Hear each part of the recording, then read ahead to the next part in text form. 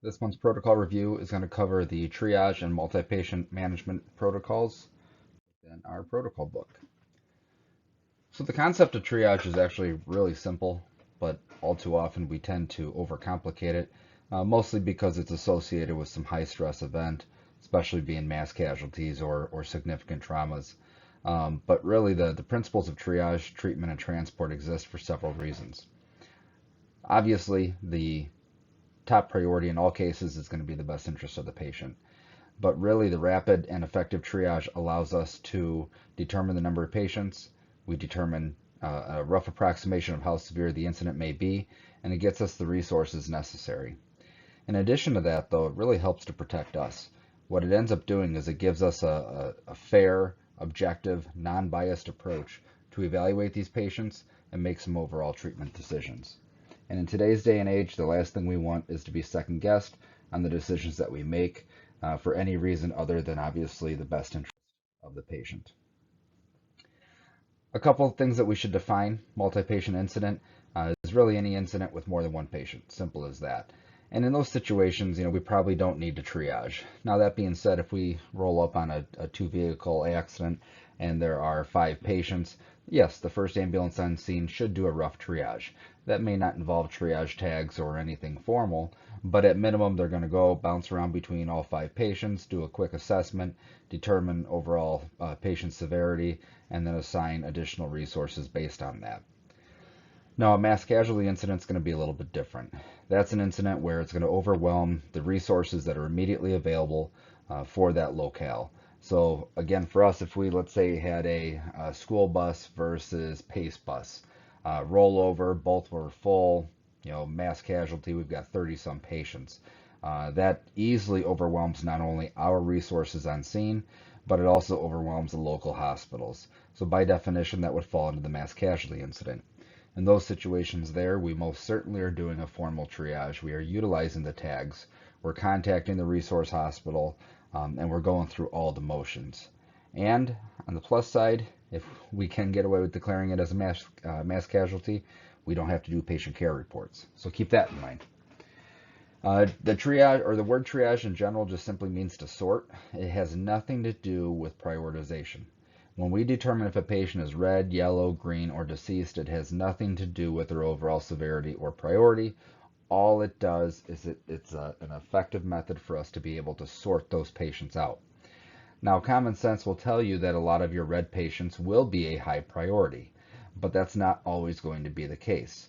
For instance, if you have a patient with a simple concussion who is repetitive and has an altered mental status, per triage protocols, they're going to be triaged red. At the same time, you could have a yellow patient with penetrating trauma, but they're not altered, the respiratory rate doesn't meet the criteria for red, and you may have them classified or triaged as yellow.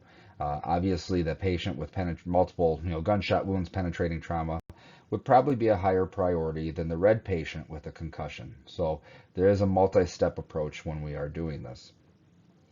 The term treatment is a point of contact where interventions in life-threatening medical corrections can be performed. So we will be obviously doing some treatment on scene, but especially in a mass casualty situation, the first on-scene ambulance or ambulances, they may not be providing any transport at all. They may be setting up essentially what equates to a field hospital, and their one and only responsibility is going to be to provide that treatment. And then the patient prioritization is our ability to rapidly assess and determine, okay, aside from triage color that has been assigned, how bad off are these patients? Which patient has to be transported first? If I have 10 patients in 2 ambulances, which 2 patients are going to be my number 1 priority? So again, I'm going to reiterate this because it is super important. Triage only means to sort. It has nothing to do with prioritization at all. So we have an organized response here. Looking at our protocol, when we arrive on scene, we need to be sure that we establish these groups, right? And again, this is really dealing with mass casualty. We need to determine who's going to be in charge of triage, who's in charge of treatment, and who's going to be in charge of the transportation groups. And there are three very separate and distinct roles and responsibilities for those categories, and each one needs to have separate people assigned to it so that it can be effectively managed. And I want you to note that under the transportation category there it says transport up to 2 of the most critical patients to each hospital that can be reached in 30 minutes to help clear the scene. Again, this is a game time decision. And what we see is EMS tends to blend over into fire operations quite a bit. And ultimately the incident is going to dictate what we do, not necessarily the protocol. The best thing that we could do for those first on scene units is to establish that field hospital so that as people go in and are performing rescues, they bring them to this field hospital or this casualty collection point, and we can begin providing that life-saving care. And we may even be stabilizing patients on scene before we can ship them out. In most cases, we'll be waiting for mutual aid ambulances, and on a true mass casualty scale, we could be looking at third, fourth, fifth alarm ambulances coming from 30 or 40 minutes away. So a lot of treatment's going to be done on scene. So if we have our first arriving units show up, grab patients and drive away, all of the resources, all of the materials and supplies that we need just left the scene. And that's why it's important that we need to commit that first or second ambulance to be a field treatment center. Looking at start triage when we are actually doing triage, this to me, it always seems confusing. The flow charts and everything else is just, it doesn't seem clear to me. In truth, though, it is pretty darn simple. And the way that we apply this is we walk up and we say, hey, attention everybody, if you can hear me, walk to me or walk over to that side of the room, whatever it may be. And everybody that gets up and walks to where you go or to where you directed them to go, they're agreeing. I don't care if they have 37 gunshot wounds to the torso. If they get up and they walk to where you told them to go, simple, they're agreeing. Now again, that's an exaggeration, and anybody that can walk with 37 gunshot wounds, they're probably a zombie, so take appropriate action. From there then, once we've determined who our walking wounded is or who the green patients are going to be, now we walk up to everybody that still remains in place. If they are breathing greater than 30 times a minute, if they have signs of poor perfusion with delayed cap refill, or they have an altered mental status, they're red. Simple as that. They're going to be red. Anybody that doesn't fall into red doesn't fall into green, and of course people that are alive, they're going to be yellow. So yellow is kind of the catch-all. We start with one extreme being green, we go to the next extreme to identify red, and if they don't fit into one of those two categories, we throw them a yellow tag. Obviously, we are going to potentially have deceased patients. With those patients, as we walk up and approach, we will reposition their airway. If repositioning their airway allows them to start breathing spontaneously on their own, then we're going to tag them as red. If they do not breathe on their own, we're not bagging them, we're not doing rescue breaths, we're not doing anything. Simply repositioning the airway, and if they don't start breathing on their own, then they're going to be triaged red. That's kind of summarized here as well. Can they walk? If yes, they're green. Are they breathing? If no, deceased. Are they altered? Do they have a respiratory rate greater than 30? Or do they have a delayed cap refill? If yes, then red.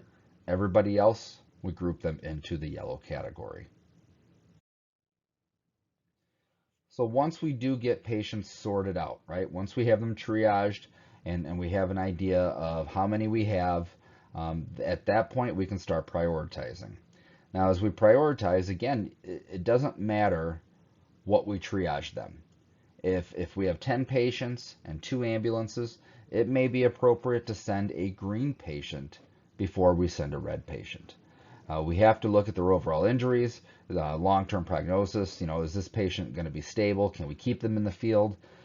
For instance, you may have a patient on the yellow tarp here that has a gunshot wound to the thigh and another gunshot wound to the abdomen. You've applied a tourniquet to the thigh, stopped the bleeding there. You've packed the abdomen with the hemostatic dressing, and it appears that bleeding has been stopped. You've got 2 blood pressures that are remaining relatively constant, and you think, okay, this patient is stable for the time being. Meanwhile, you had somebody that stood up and walked over to where you told them to go, so you classified them as green or walking wounded. Meanwhile, they have a partial amputation of the left arm. They have severe burns to the right side of their torso, and because of the burns and everything else, they're at risk of going into shock. In that situation, that walking wounded patient is certainly going to be prioritized higher than the yellow patient, and we're going to send them to the hospital first. Again, we're looking at objective, clean, simple, non-biased ways to make these decisions. And it's not always going to be that simple, but to the extent possible, we should be using, I see it says regional trauma score here. I'm sorry, it's supposed to be revised trauma score. We should be using the revised trauma score to help us determine patient priority, and we'll go over that. So here we have the revised trauma score. The RTS is a combination of Glasgow Coma score, respiratory rate, and systolic blood pressure. So what we want to do here is we identify, all right, they open their eyes to pain, so we're going to give them a 2 there. They are just simply mumbling incomprehensible sounds. They're not actually talking, a lot of moaning and groaning. We'll give them a 2 there. Motor response, they're able to withdraw from pain. So as we apply general pressure, they tend to withdraw in general. We'll give them a 4. Our total GCS for this patient then is going to be 8, right? So we come over here and we look, and it says, okay, GCS of 6 to 8 gets 2 points toward the revised trauma score. Then we'll look at respiratory rate, and let's just say that the respiratory rate is 32. They get 3 points for that. And then their systolic blood pressure is, it's 98 over 60. We'll give them the 4 points there. So altogether, 4 plus 3 plus 2 is 9. The regional or revised trauma score is going to be 9. And that would be the best way that we can actually, again, objectively try to evaluate patient priority. So triage is simply sorting the patients, utilizing the revised trauma score. This is actually applying a patient prioritization principle and determining who should be transported first. So what about kids, right? Everything we just talked about applies to adults. With kids, we just utilize Jumpstart. Jumpstart is very, very similar to standard triage. The only thing is it tweaks a few small things. Looking at the red patients there, obviously adults and children, we have much different vital signs. So rather than looking at a respiratory rate of 30 and above for adults, in kids, it's anything less than 15 and greater than 45. Now remember that Jumpstart is going to be applied to children of all ages, from little tiny toddlers all the way up to adolescents. So that's a huge range. But it doesn't matter. We're not going to try to override the system. We're simply going to abide by these guidelines here. Less than 15 or greater than 45 for a respiratory rate. Obviously, if they're not breathing, what's going to change here is we're actually going to provide some rescue breaths. So if you look down under the deceased category there, no breathing and after airway opened, and 5 rescue breaths. We'll actually provide 5 rescue ventilations using a pocket mask or a BVM. So if they're not breathing on their own after doing that, they are declared deceased. Otherwise, if we do get them to breathe spontaneously, we will still classify them in the red category. If they're generally unresponsive or altered or anything like that, or any other hemorrhage similar to that of an adult, again, we would be providing classifying them as a red. With a yellow patient then, very similar, can't walk. The challenge here is with kids, they're not always going to understand, they're not always going to respond appropriately.